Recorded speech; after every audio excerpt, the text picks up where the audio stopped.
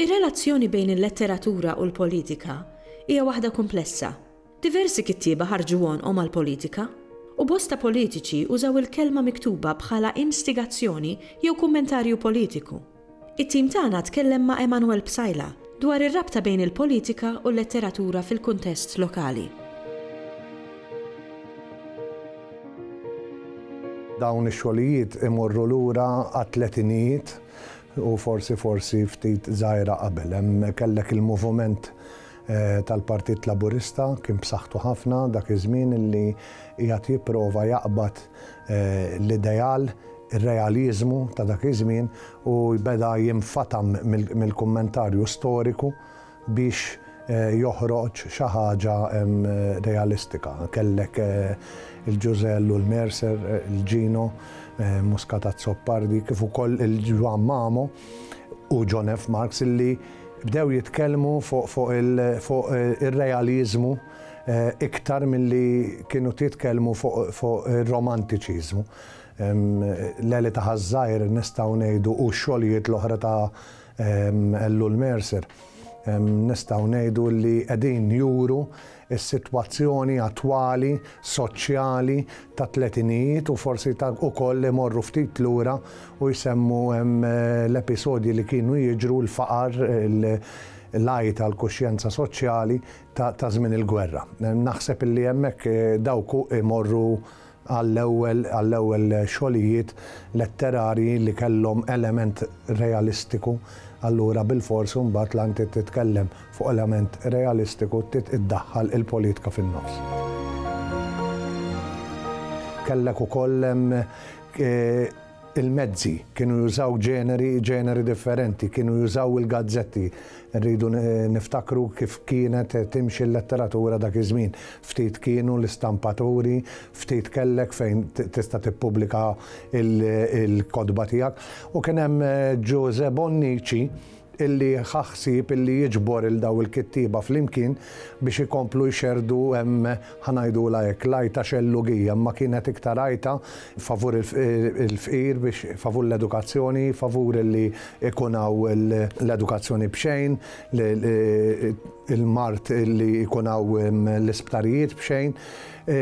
Għajta li kienet biex dak li jkun jeduka ruħu ħalli ma jħallix iktar lin-nies jagħmlu li jridu bih.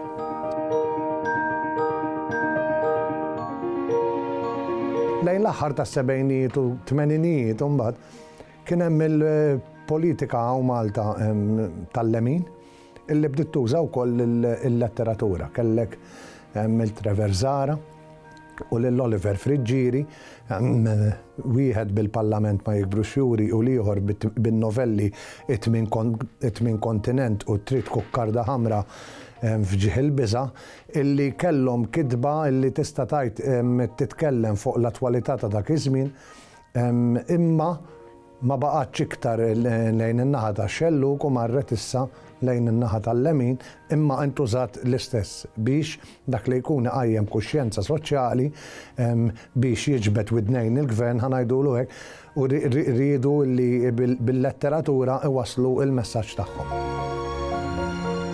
Naħseb illi l-aktar xogħlijiet kontemporanji bħalissa huwa bla dubju ta' xejn Castillo u ftit qablu kien hemm ukoll Kapitali, Castillo ta' Klera Zoppardi u Kapitali ta' Wayne Flask. Huma żewġ kotba kontemporanji li jitkellmu fuq il-politika. Ta' Kapitali titkellem fuq il-politika kontemporanja fuq iż-żminijiet tal-lum, eżattament jiġifieri nitkellmu fuq das-seklu.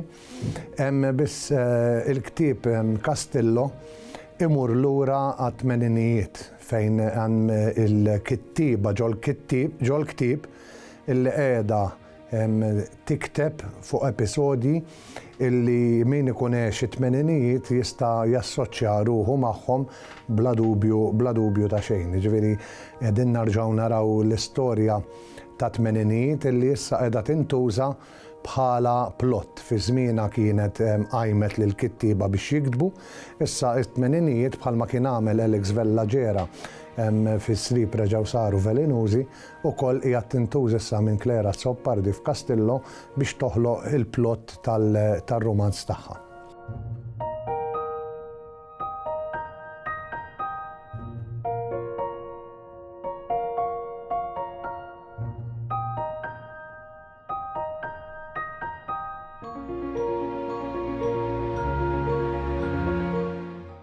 Il-Sinna jixtieq jirringrazzja lill-Kunsill Nazzjonali tal-Ilsien Malti, lid-Dipartiment tal-Malti fil-Fakultà tal-Arti l-Università, lill-Ministeru għall-Edukazzjoni u x-Xogħol u lill-Aġenzija Nazzjonali tal-Litteriżmu.